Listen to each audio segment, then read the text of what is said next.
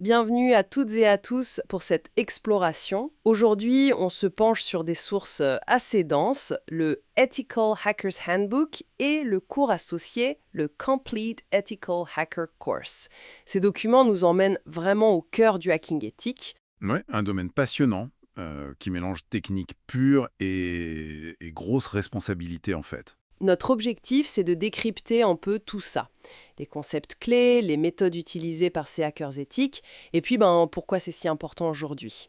Alors, la première étape quand on se lance là-dedans, c'est quoi d'après ces guides? Le point de départ logique et sur lequel ils insistent vraiment, c'est la préparation. Il faut un labo, un environnement de travail isolé, sécurisé. On parle de machines virtuelles, hein, souvent avec VirtualBox. D'accord. Pour pratiquer sans faire de dégâts réels, ou pire, sans enfreindre la loi. C'est très contrôlé dès le début. Donc une approche très cadrée.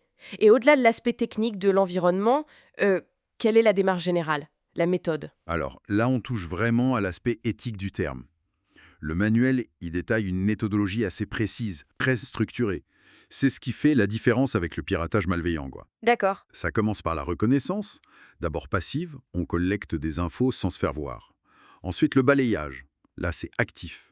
Des outils comme Nmap, par exemple, pour voir ce qui tourne sur le réseau. Mhm. Puis, identification des vulnérabilités.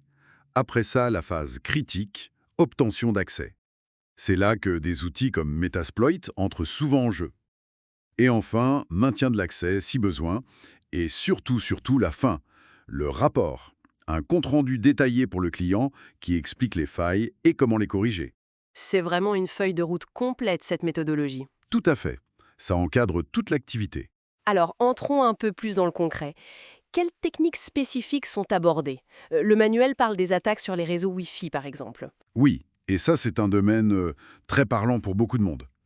Le guide explique comment fonctionnent les attaques contre les vieux chiffrements comme WEP, bon, ça c'est presque historique, Oui, c'est ancien ça. mais aussi contre WPA et WPA2 qui sont beaucoup plus courants.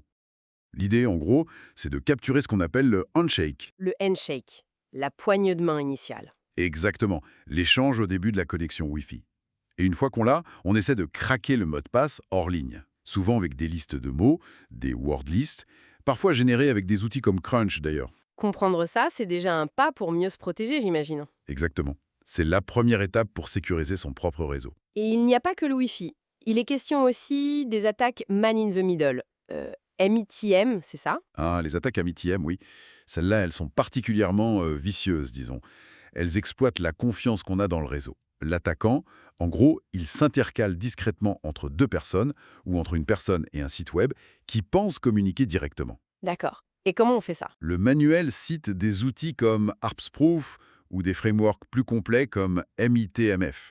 Une fois qu'il est au milieu, l'attaquant peut écouter tout ce qui passe, le modifier, voire injecter des trucs comme des keyloggers. Des enregistreurs de frappe.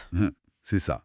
Et il mentionne aussi SSL Strip, une technique pour essayer de forcer un site sécurisé en HTTPS à revenir en HTTP simple, en clair. Ah oui, là, ça devient dangereux pour les données sensibles. Carrément.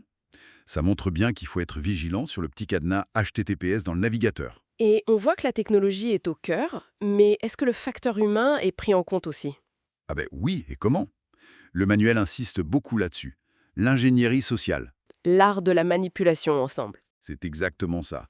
Manipuler les gens pour obtenir des infos ou un accès, c'est une composante majeure. Des outils comme Maltego sont cités pour aider à rassembler des infos publiques sur une cible. Et puis il y a les attaques plus directes. Envoyer des fichiers piégés, des backdoors, ces portes dérobées logicielles. Conçu pour passer sous le radar des antivirus. Tout à fait. Le guide mentionne Veil, un outil spécialisé là-dedans, pour rendre le malware indétectable.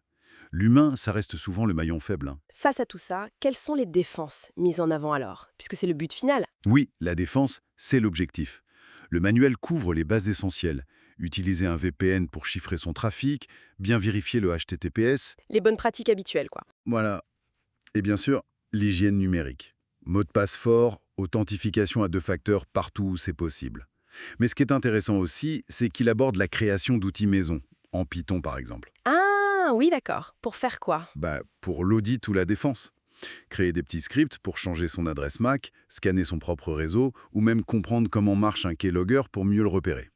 Ça montre la puissance du code dans ce domaine. Et si on veut aller plus loin, valider ses compétences? Oui, le guide mentionne des certifications reconnues. Le CEH, Certified Ethical Hacker, ou l'OSCP, qui est très axé sur la pratique offensive. Ce sont des parcours possibles pour ceux qui veulent formaliser tout ça. Donc, en résumé, ce qu'on retire de ces sources, c'est vraiment l'image d'un domaine où il faut absolument comprendre l'attaque pour pouvoir bien défendre. C'est un peu les deux faces d'une même pièce. Exactement. C'est indissociable. Et le point fondamental, c'est que toute cette méthodologie, tous ces outils, sont orientés vers un but ultime: améliorer la sécurité. La finalité, ce n'est pas l'exploit technique pour l'exploit, c'est le rapport final qui permet de corriger les failles. C'est vraiment cette éthique, ce cadre, qui définit le hacking.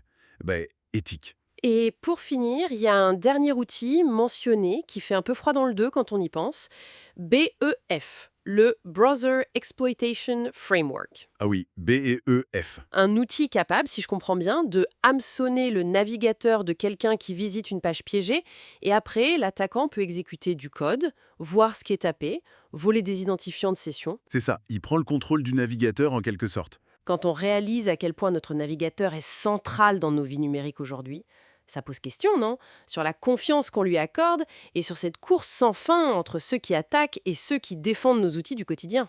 Tout à fait. C'est une illustration assez frappante de cette tension permanente.